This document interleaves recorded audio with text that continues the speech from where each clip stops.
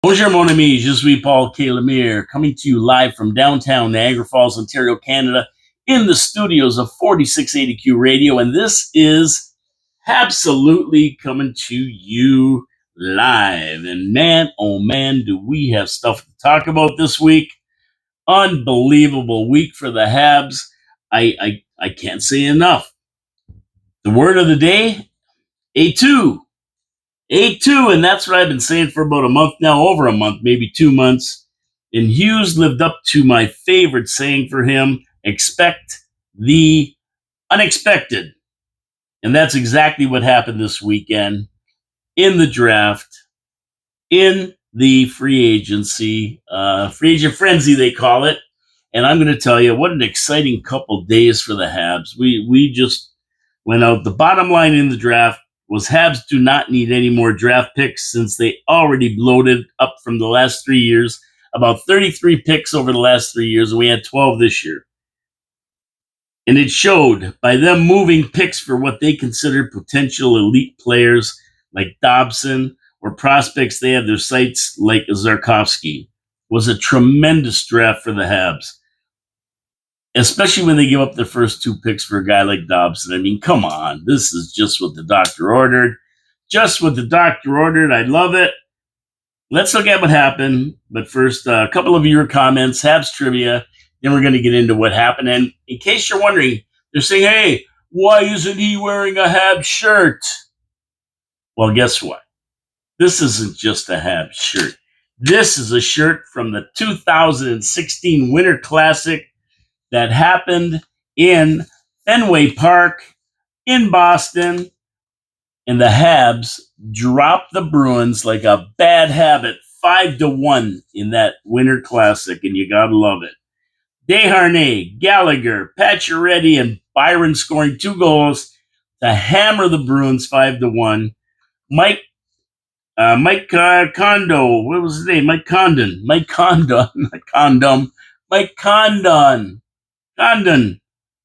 in net for the 5-1 win. Are you kidding me? Come on. This was a hammering. It wasn't just a win, it was a hammering. And that's why I have this shirt on today. You don't see me in Habs red or Habs white. Usually I wear that, but I have to celebrate sometimes these big wins with my commemorative shirts here. So there you go. We got lots to talk about today. Lots happened. But you know what? Probably a lot of stuff you've already heard. But that's fine. We'll get my take on it and we'll go from there. Anyway, viewer comments. I mean, everybody's winding down now from the season and the draft and free agency. We're probably the last 2 little bits of TV we had to watch regarding the Habs. The rest are prospect games and that kind of thing, which we'll be talking about. Don't worry about it. We're following them. And a lot of people are just gonna cruise through the summer. And one of our big comment guys, Vince Hudon, is no exception. But we're only days away from the start of training camp and the exhibition season, like 77 days. That's it. It's going to go fast, mes amis. It's going to go fast. Mes amis, it's going to fly by. Believe me, time flies when you're having fun. And we, as Habs, are having a lot of fun these days. And we're gonna just get into that later on. So Vince Hudon gave me a couple comments. He left. With the season wrapping up and the draft and free agency coming up, I won't be commenting as much. Time for a hockey break. I will catch up in the upcoming weeks. I will still watch the podcast, but it won't be weekly. Hope John is doing okay. Have a great summer, you guys. Go, Habs, go.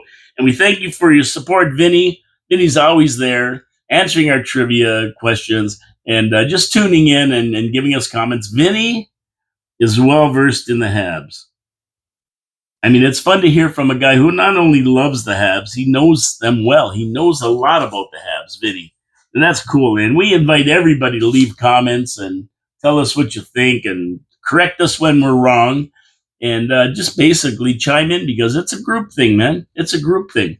And if you've been to the videos and watched them, but you haven't subscribed, and we know about 60% of the people watch, but they don't subscribe, that's fine. That's fine. It could even be higher. But subscribe. It costs you nothing. You'll get a notification when we drop a video. You'll get our opinion on things, especially mine.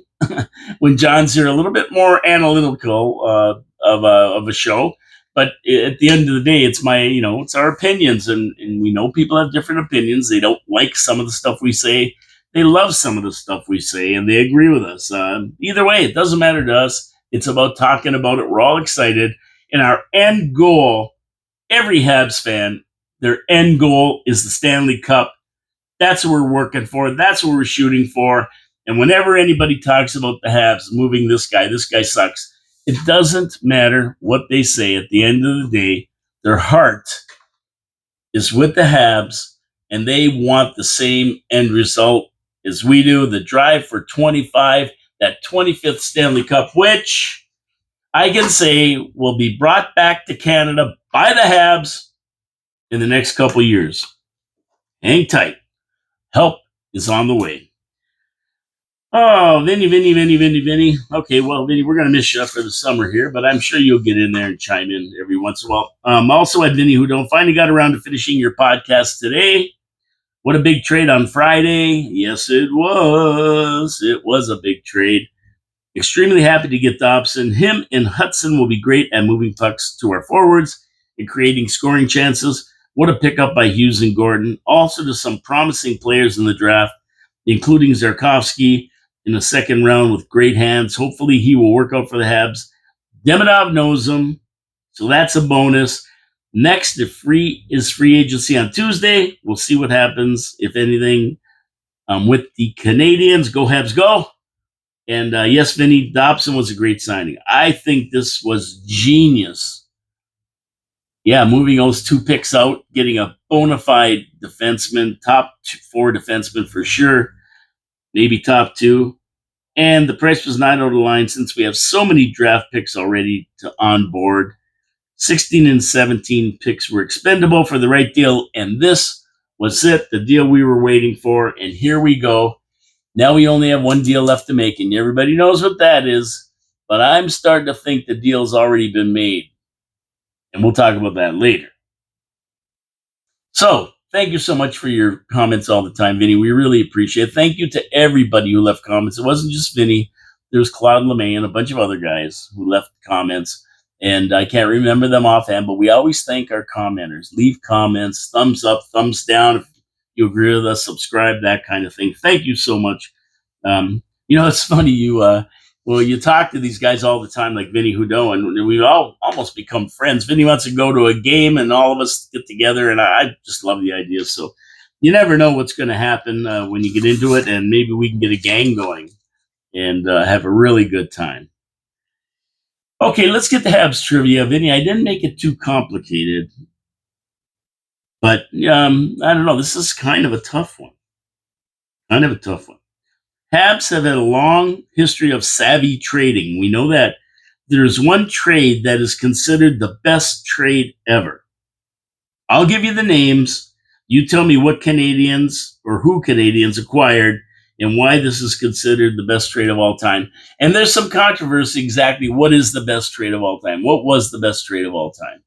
This is the one that a lot of people consider the best trade the Habs made. You can argue it. It's arguably the best. You have another one? Let us know in the comments. We'll talk about it and why we think maybe this one is. But this is the one that a lot of people, majority of the people, think is the biggest trade in Habs history. The best trade of all time is considered when Montreal moved a guy named Ernie Hickey in cash for a first-round pick and Francois Lacombe. That was the deal. What transpired from this trade to make it what is considered the greatest Habs trade of all time? That's my Habs trivia question for the week. So, Vinny Hudot and everybody else, the best trade of all time is considered moving a guy named Ernie Hickey in cash for a first-round pick and Francois Lacombe. What transpired from this trade to make it what is considered the greatest Habs trade of all time? What do you think? Who is it? What happened? How did it all work together and come together for the Habs that year? I'm going to have a sip of water, and then we'll talk about it. In the meantime, put on your thinking caps. Let's go. Let's go. Okay, a little sip of water, and we're good to go. So, I guess we start with why was this trade so important? Because Sammy Pollock, in his infinite wisdom, probably one of the greatest general managers of all time, set up the Habs for a lot of years. He wanted the first pick in 1971. And by his calculations, the California Golden Seals were going to get that first pick. As a matter of fact, Savvy Sammy traded a Montreal Star at the time, Ralph Backstrom, to the Los Angeles Kings to make sure they didn't end up in last place, and the California Golden Seals did. They were battling it out for last place. Traded Ralph Backstrom to the Kings, make sure they didn't end up in last place, so Montreal would get that first pick. That first pick they traded for, well, California Golden Seals came last like they were supposed to. Their pick went to the Habs, who immediately selected Guy Lafleur, who went on to become a Habs legend, winning 5 Stanley Cups and holds the franchise record for most points. I could go on and on and on about Guy Lafleur, even him being a helicopter pilot, which I didn't know. But the bottom line is, we all know who he was, what he did as a Hab, and how he got to the Habs is the big story. And now you know the rest of that story. And I never really could have picked this one out.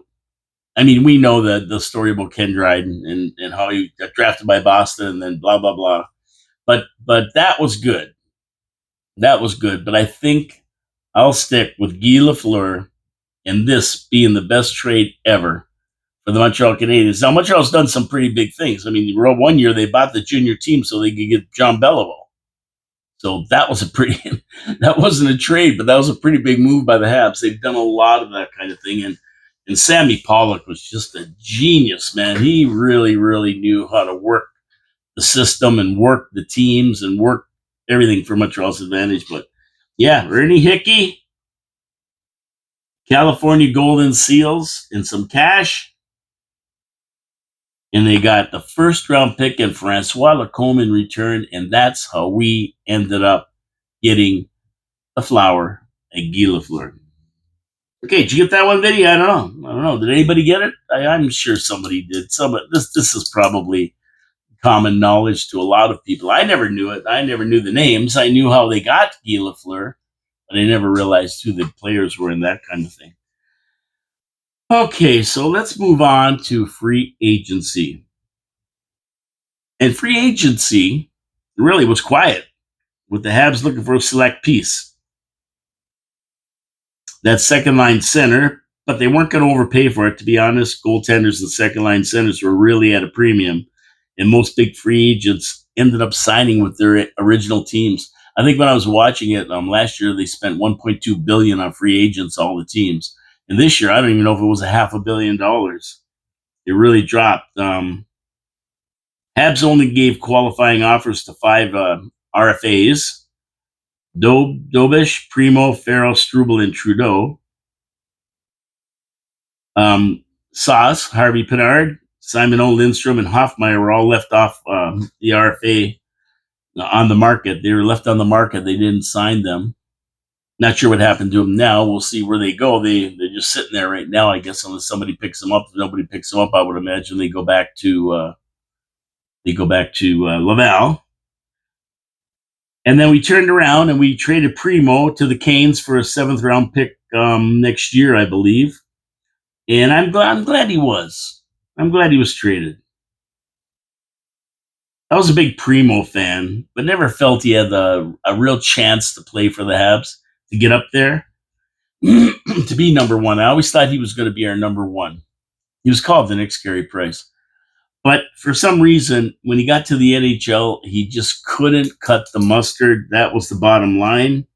And he never really got put in there for a real long time. I think the last 2 years, he's probably played more games than ever, and he had a chance to displace Sammy, but he couldn't. He just wasn't good enough. So I wish him good luck going to the Canes. I wish him good luck. Good luck with the Canes. Good luck to you.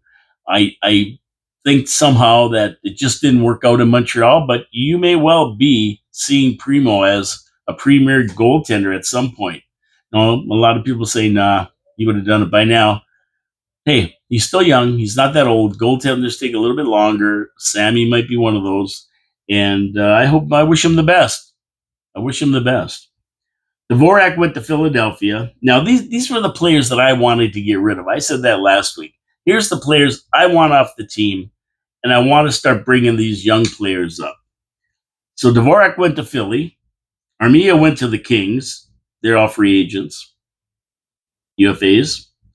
Pizzetta went to the Leafs, UFAs. So they're all gone. Logan Mailloux, he's probably one of Bergevin's last picks. I believe he was one of the last ones. He went to the Blues for Zach Bolduc, a 25-year-old, 6 foot and 190-pound center that went 17th overall in the 2021 draft. Now, are you seeing shades of Newhook and Doc here? Are you seeing shades of that? Yeah, that's the kind of player that Hughes just loves. They went pretty good in the draft. Newhook was 16th, I think, and they just never worked out where they were. And they come over to Montreal. And he had 19 goals last year, this kid. 7 on the power play. Plays with physical edge and could fill that second line center position for now. So did we find our second line center? Everybody says no. I don't know. I think a lot of people are starting to look at this guy's numbers and looking at his age and everything else and say, hey, imagine this guy with Demidov and Laine. I think this could have been a way better move than we think. But we got him. He's on the team. His potential to work the blue line, work that center position on the second line is there. We'll see what he does, and we could have found ourselves the guy that we want. And a lot of people are saying with the pickup of Bolduc that actually Montreal's rebuild is over. It's done. They rebuilt the team where they want to be. Now they're going to go move ahead, start our onboarding players on the third and fourth line to replace Pizzetta, Dvorak, Armia. And I wasn't crazy about trading Mailloux. His potential to work the blue line for the Habs was pretty high, but with Dobson now on D and Ryan Becker about to make the next step, our D is pretty well established for now anyway. And to pick up a straight across trade for Bolduc was a very, very good move in my books. Yeah, I know a lot of people don't like that, but I don't mind this trade at all. That comment I just made may not age well. I don't know. But 19 goals is no slouch. That's contributing. And if he can be a setup man for Laine and Demidov, and we get that second line rolling, boy, oh boy, we are going to be a tough team to play against, especially with Dobson on the D and the rest of the guys on that defense. Nobody's going to have an easy time with the Habs next year. Not one single team. Habs also picked up Sammy Blais and Capo Kakinen. Blais being a 6'2" agitator that plays tough, and although he didn't make the Canucks lineup last year, proved to be an essential part of the Abbotsford march to the Calder Cup. Last year was 7 points en route to their championship, so they won the Calder Cup, team he was on. He has the Stanley Cup under his belt, won during his tenure with the St. Louis Blues. He's looking to get back in the NHL, and Habs may well give him that chance, so that's fantastic. Good for him. Capo Kakinen also played in that final series in the Calder Cup, but he was the losing goaltender. I don't think Capo's going to see a lot of time with the Habs with Sammy and Dobish, but you never know. There's always an injury or always something that happens, and he may get called up at some point. I think down in the Laval, it will be Fowler. I'm getting tuned up to come up to the Habs. And and Kako. I mean, Hughes is gone. I mean, Hughes is gone. He went to Europe in that. He headed over the pond. So I think that's his chance right there, Capo Kakinen, and he's going to be there. We shored up that, and we did need some players for the minors. I mean, we can't just let that go. We have prospects that are going to be going down there when we have our prospects camp. See who stays, see who goes, training camp.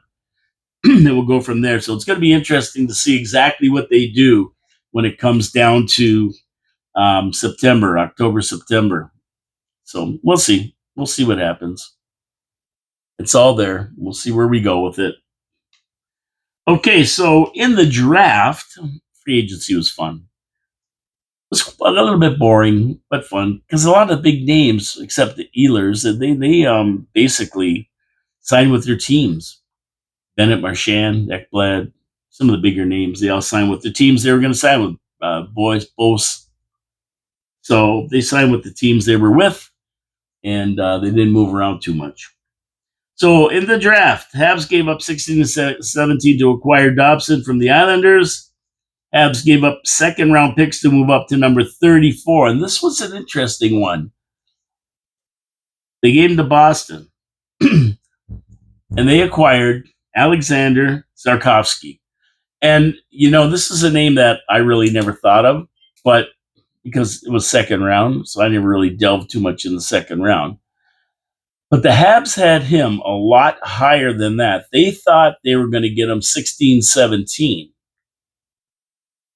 That's what they thought. But when they traded those two picks away, they go, uh-oh, we're going to miss out on this guy. So they worked the phones until they made a deal with Boston, gave them their 41st and some other pick, and grabbed that 34th, who they immediately picked Zarkovsky with, and they were so glad he was still there. 6'1", right wing, friends with Demidov. Couldn't get any better than that. He's supposed to be a real talent there, and that's why the Habs had him higher than 34. They had him. They were going to take him with 16 or 17 if they kept him. So that's great. We got him. Another good guy, number 69. We picked him up, Hayden Papanicus.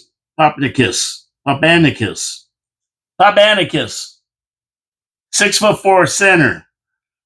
I don't know. He probably won't play with the team this year, but I mean, he's going to be definitely in Laval, and he's going to be giving it his best shot. And these guys are all that I'm going to mention are all like you throw it against the wall, see how it works out. They all have some talent, obviously, or Montreal wouldn't have bothered with them. But we'll see where they work out. Bryce Pickford was number 80, first pick, 6'0" defenseman. Number 82nd pick was goaltender Arseny Radkov, 6'4". Now this guy is going to be interesting. He may go right to Laval and see how he plays too. So that's an interesting pick right there. I don't know what their plans are. If he's going to be at development camp or what. We'll see how many of these names show up there. But yeah, if he does, that's great. Number 113 was right wing L.J. Mooney, and it's obvious that the Habs had high hope for Zarkovsky since they took they traded away two picks and moved up to 34. So they wanted him ASAP. And this L.J. Mooney is interesting because he's just a pipsqueak, 5'7", 165 pounds or something like that. So I didn't see where they were going to do with this guy. Because Habs definitely want size. That's one of our things. We need to get bigger, and that's where we're going. But this one pick, Mooney, interested me in that he went that late only because of his size. The guy has tons of talent. He's really good. He's like Caulfield in a way. But because of his size, he was left on the boards for a little while. He's headed to Minnesota this year and said to play like Caulfield. He's good at tape-to-tape passes and had 90 points in 84 games in the USHL. He's headed to Minnesota to continue his hockey career. He's considered a dangler, speedster with good hands, quick feet, and isn't afraid to throw his 165 pounds around if he has to. So that's pretty darn good.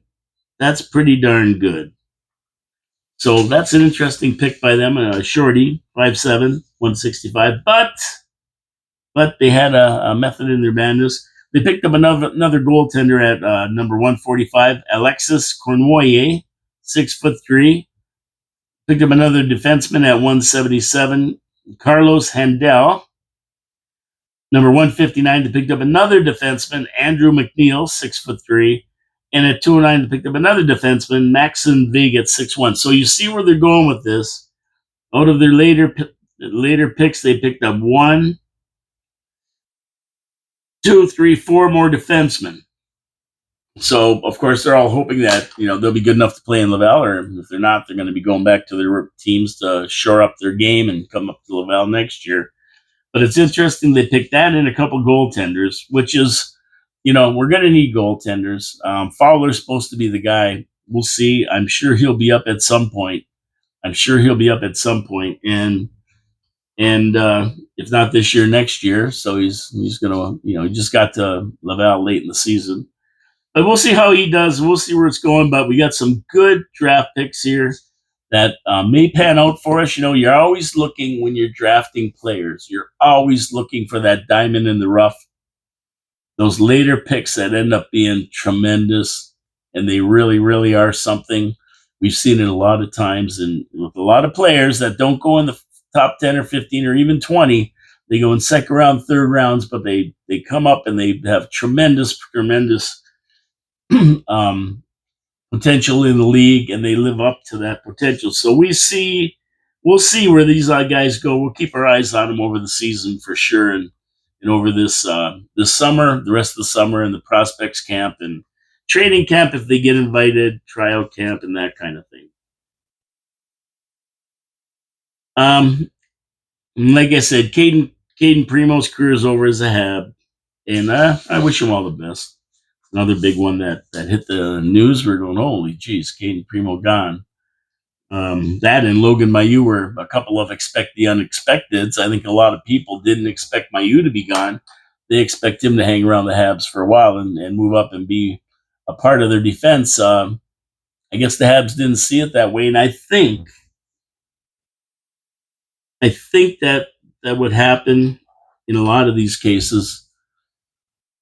Was that when we watched Laval play the Charlotte Checkers and they got swept in that series, and a couple of these guys who we expected to turn up big and put in performances that would win that series, at least make it close, and we got swept. I think a lot of the air came out of their being a number one prospect, and I think Mailloux was just one of those players. He never had a good series. And he had a good playoffs, but not a good series. I just think that we're loaded on defense. There might not have been room for him, so if we could get a good player for him, let's move him. We did. No regrets, and I hope he becomes a great player in the league. That's what people are expecting. Wish him all the best. But I think for the Habs, it was a good move. I just don't think he was going anywhere with the Habs, and you can say that for the rest of these guys. I mean, let's face it, Dvorak, Armia, Primo, Pizzetta, all gone. And of course, where are they going to fit into the plan? And this is why we always have to expect the unexpected from Hughes. A2, because at the end of the day, he's got a plan, and that plan is going to move us forward through the next 3 or 4 years and into 2030, because we're set till then, really. And if they don't fit with part of his plan long term, I just think he wants to move them out. And that's why he didn't offer Dvorak and Armia and Pizzetta contracts. He really didn't want to have them on the team. Cut them off. Let's get our young guys up there and go from there. That's basically what happened, I think. And when you expect the unexpected, who thought Primo was going? Who thought Mailloux was going? Or Dvorak and Armia. I mean, people were talking big about Dvorak. I want these guys gone. I wanted them gone a long time ago. But Dvorak had a decent season. He was good in the face-off circle. Armia had a great season last year. Not a bad season this year. Great on the penalty kill with Evans. No doubt about that. But at the end of the day, do they fit into Hughes' long term plans? No. And they're gone, and we wish them all the best, of course. But Hughes kept his MO of solid youth. And I think our team just got a little bit younger with a core that's going to make waves well into the 2030s with this core and basically dynasty, if you will. Most have fans have to be pretty satisfied with this draft. I think they are, from what I've been hearing. They're jazzed up. They're happy with the picks, especially with Dobson and with Bolduc. And I don't think Hughes is going to stop searching for that second line center. And I would like to see Doc and Newhook moved as well. The guy Doc could be on the trading block, Doc on the block. Um, I don't know how much of a rope that Hughes and Gorton and St. Louis are going to give this guy. He's been there 3 years now. He's really, really tried to do the best, but he's always injured. When he plays, he's okay, but he's don't play. So I don't know what they're going to do with this guy. Me, I'd like to get rid of him. Just cut your ties. And see, this is the thing. And this is why Florida is so good, is because they're not afraid to cut the ties, to get rid of people and bring in other people. And if they work out, they take the glory. If they don't, they take the rap. You can't be afraid in this league. You got to make moves to make your team better. And sometimes you're going to cut guys like Mayu and Primo. You're going to get rid of them and get new players in that could possibly work out better. And that's what we're seeing with Montreal. They're going that route. But we'll see. I think this year is the last chance for Doc. I think if you don't have a good year, if you don't perform, I think he's going to be on the trading block. I mean, you can't let a Demidov go to waste. You can't let him go to waste because you're waiting for a guy to start performing and start doing what he does best. And if you're going to start waiting around for guys like Doc, then we're going to be wasting Demidov's talent. We need a good center for him, a guy that can play and set him up. And Bolduc is one of those guys that could possibly do it. And we might even be looking at some guys from down in Laval. I don't know if they're ready to come up, guys like Owen Beck and that, but they're there. So we have to get it ready for Demidov so that we have that core of 6 players now. We have Slavkovsky, CC, Suzuki, Hudson, Dobson, Demidov, and maybe Bolduc will fit into that. So we have the 6 or 7 players we want to keep. They're all signed, and they're going to be there for a while. And then we want to move on from that. And these other guys, sorry, there comes a time when you're going to end up like Pizzetta. There's just no room on the team for Pizzetta. I love the guy, and I think he's going to go to Toronto, and he's going to do well over there. He's got that grit that Toronto really needs. But Montreal, I don't know. He just doesn't fit. He sat on the bench most of the year because he didn't fit. And I think with Florian Xhekaj coming up to play those bottom lines and then his brother playing defense, I think we're going to have a winning combination with those two brothers. If you want grit, you want talent on Florian's side especially, and Arber's going to learn to play the game. He's learning. He's getting better all the time, every time you see him. So those two guys are going to be a big factor. And, if you look back a few months, you'll see that most of what happened in the last 5 days, was predictable. Going back to the Charlotte Checkers and the value that some of these players had put on them. They won the Calder Cup. Maybe if they even came close in that series, and Mayu and a couple other guys had a standout series, then this might have all changed. It could have all went different. But that sweep, I think, really, really sank the reality of what we have in Laval into the brain of Hughes, and he made the moves he had to make. Set the path down for the draft and free agency. We see that these players are just still a few years away from coming up, and we don't even know if Reinbacher is going to come up this year. Is Struble going to be gone and Reinbacher jump in? We don't know. I don't think Hughes is thinking that because he extended Struble. So we'll see what happens here. And I like Struble, don't get me wrong, but once again, we're going to get to the point where some of these players they just can't get into the lineup. And why have them sitting there doing nothing? So that's why you saw what you saw. It was predictable, and we're gonna see more of it.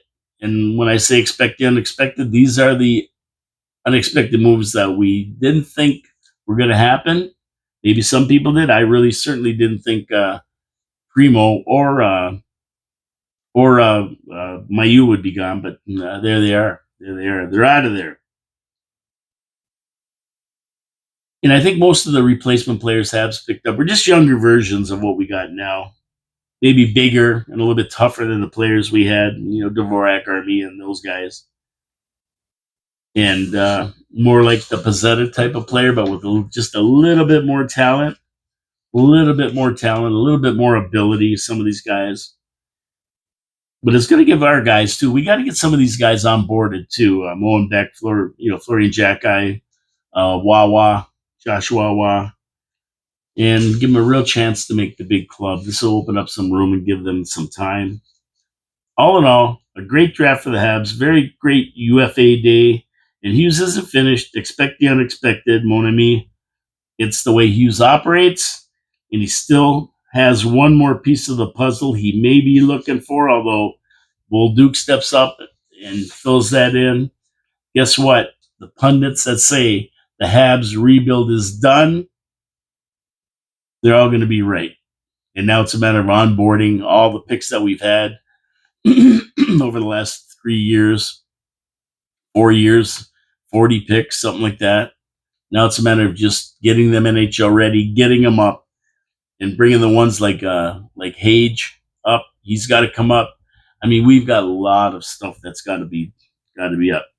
Now, Newhook, I don't want him around. I don't know about you guys. Yeah, he's a speedster and all that, but he gets nothing done at the net. 82 games, 26 points. He had 15 goals, which is decent for a player on the team, but the second line player, like we need some 20 goal scorers there. I mean, Laine, he lit it up on the power play, but really, that was it. I think Newhook's just 20 points. That's the most you're going to get out of him. I think he can do better for the same price. To me, it's okay if he stays, but not on the second line. And I'd be definitely looking for better when his contract is up in 2026, 2027, if not before. So I expect him to be gone. Laine, I don't know about him. We'll see what he does this year, but I'm telling you, he's another one on a short lease. If he doesn't have a good season, that'll be it for him. Habs aren't going to extend him. I'd be surprised if they extend him before this season is over or halfway through or something like that because, $8.5 million. What's he going to want?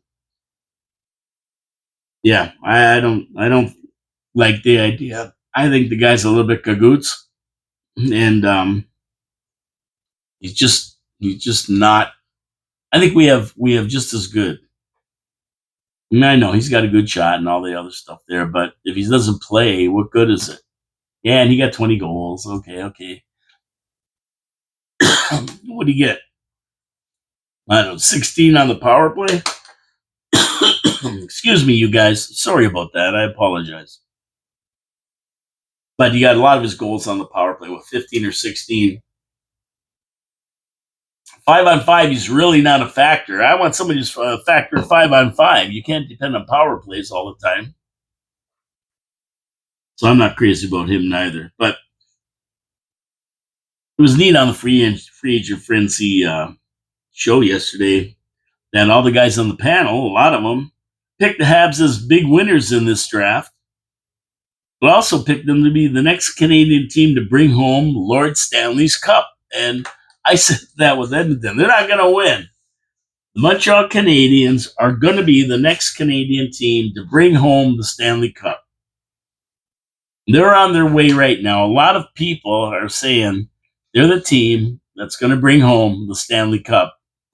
Like they brought it home in 1993, and now they're going to bring it home again to Canada. And I really, really, really think that's what's going to happen.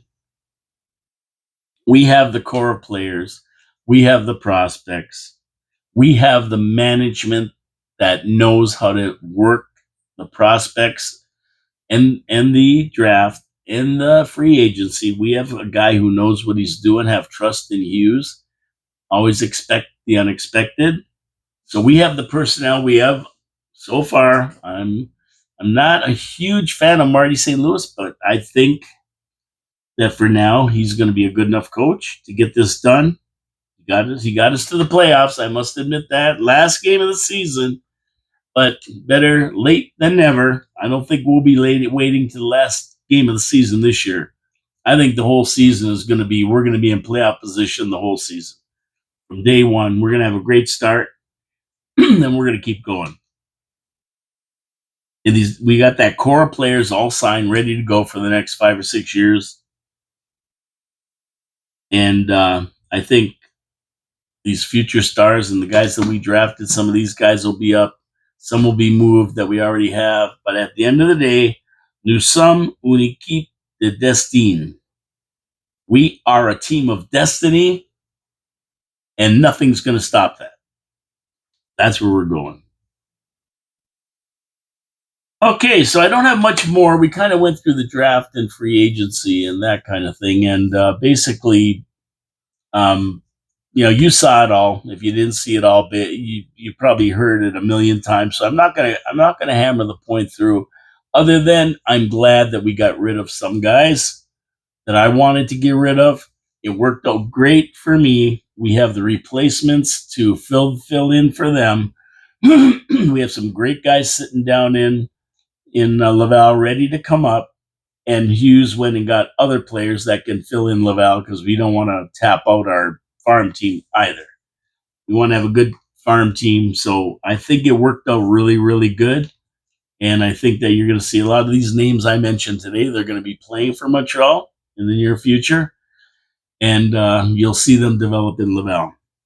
Now, one thing before I end the show today, and I would be remiss if I didn't mention the retirement that was announced yesterday on Free Agent Frenzy of Bob McKenzie.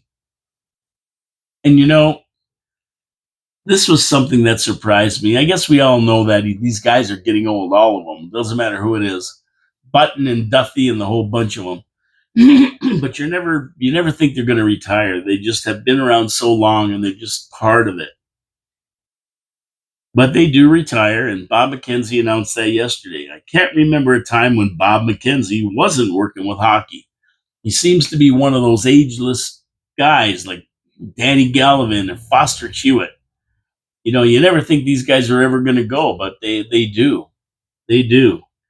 48 years he's been doing this. This is a long time, and he became part of the people and one of the people that we trusted for hockey news, for breaking news, for insider trades, and his list of draft picks every year. He watched the league like a professional. He was like a hawk. He knew what he was talking about, and he got a lot of the guys right most of the time. He basically was the Bible of the draft. To me, Craig Button is a Johnny come lately. I don't know how long he's been doing it, but I watch him too. But McKenzie, he's like the Godfather. And we're going to really miss him. I know I am because I follow him on Twitter. As I was always watching for his tweets of deals that were going on, of trades and that kind of thing. And I know he's going to make it to the Hockey Hall of Fame as a builder or whatever you want to call it. But I just have a sneaking suspicion. Guys like Bob McKenzie do not let it go easy.